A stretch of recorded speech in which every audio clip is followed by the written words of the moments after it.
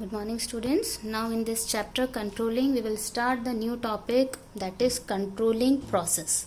So the first step or the controlling process, the first one is the setting performance standards. Setting performance standards, that means standard provides yardsticks against which actual performance is measured. That means the controlling process, it begins with the establishment of the standards of the performance, and standards always work like it provides the yardsticks against which the actual performance is measured, and these standards should be clearly defined, must be understandable, attainable, and it should be realistic in the nature. So standards can be set in both quantitative and qualitative also.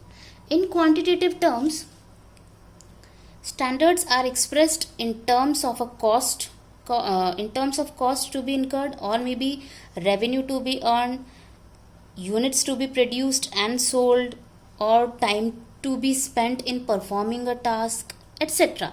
These things are included in the quantitative terms. So at the time of setting standards, a manager should try to set standards in the precise quantitative terms, as this would make their comparison with actual performance much easier.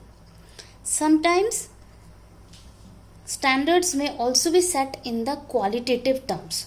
Okay, in the qualitative terms, it may be like improving goodwill and motivation level of the employees. These are the examples of the qualitative standards. So that means standards can be set up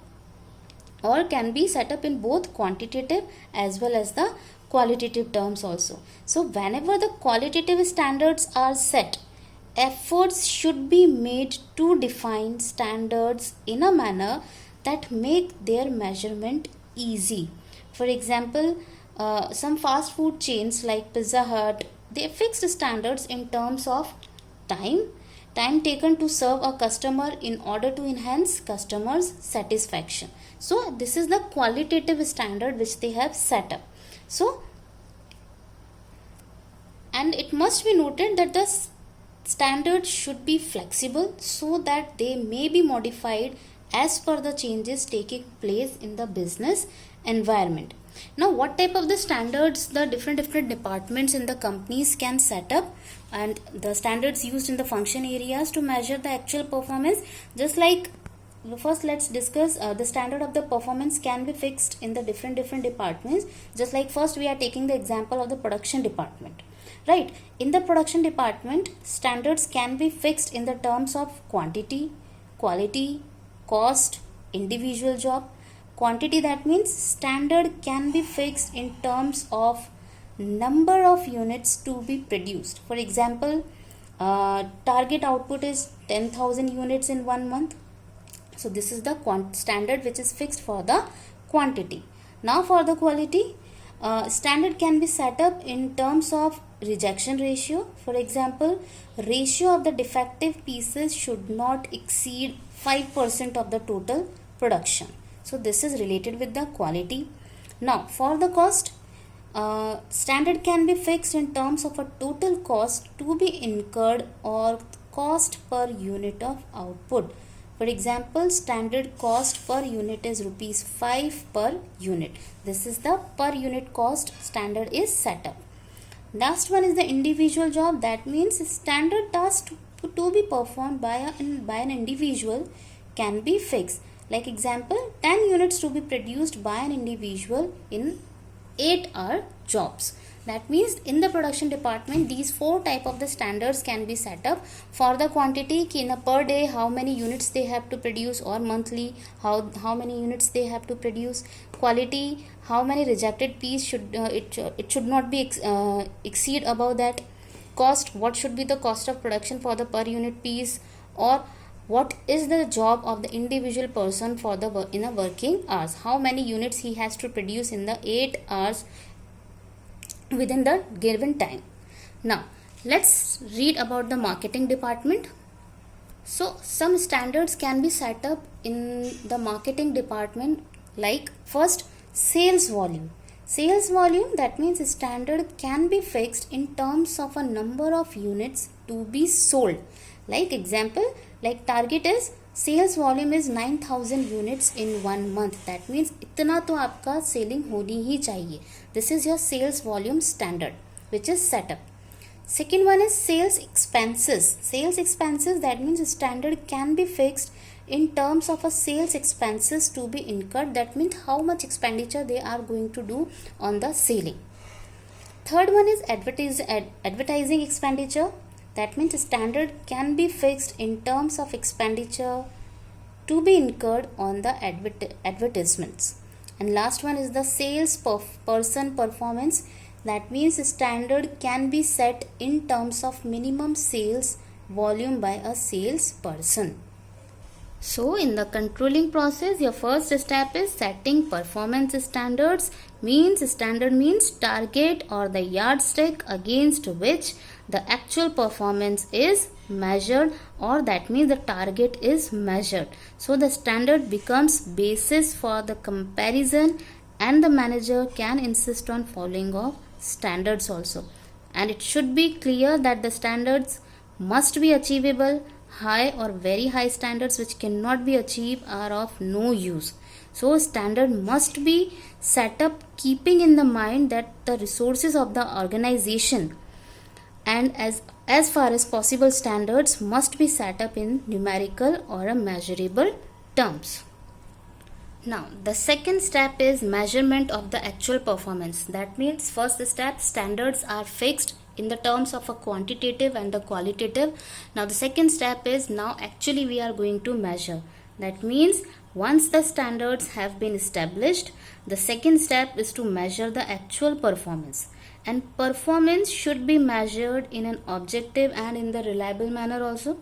It can be done using several techniques. Now what type of the techniques we can use? Like personal observation, sample checking, etc.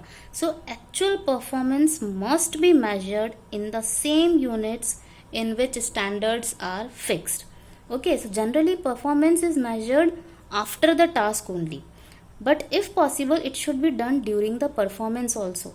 For example, Maruti Udyog, they thoroughly checks each part before assembling them into the car. So it is not compulsory that after the completion of the task only we have to measure the actual performance. In between also we can do.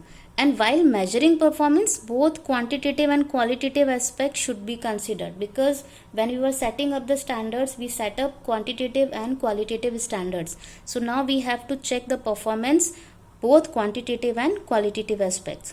What sometimes employees do now, sometimes employees ignore qualitative standards just to achieve the quantitative standards.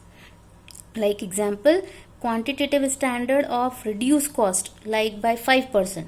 It can be achieved by ignoring the quality of the product.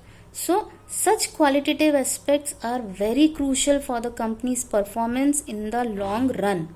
So the performance can also be measured through the calculation of certain ratios like gross profit ratio, return on investment, etc.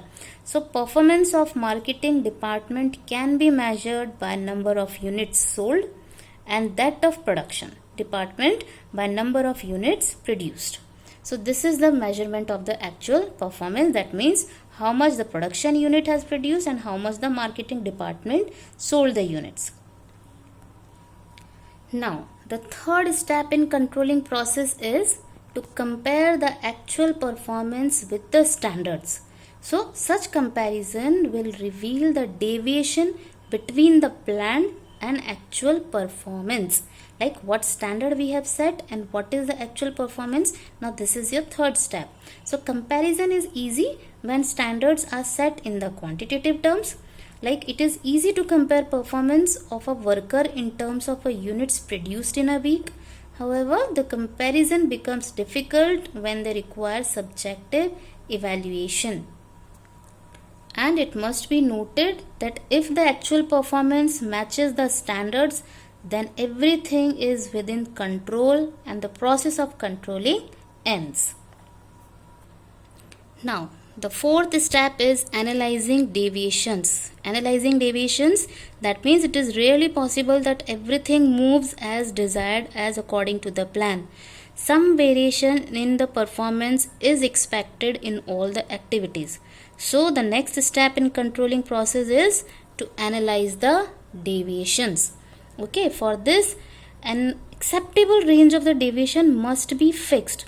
That means significant deviations must be paid more attention as compared to the minor deviations.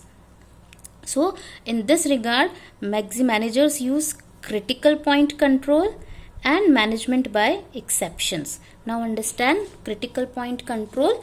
Critical point control, according to this control system, should focus on key results areas.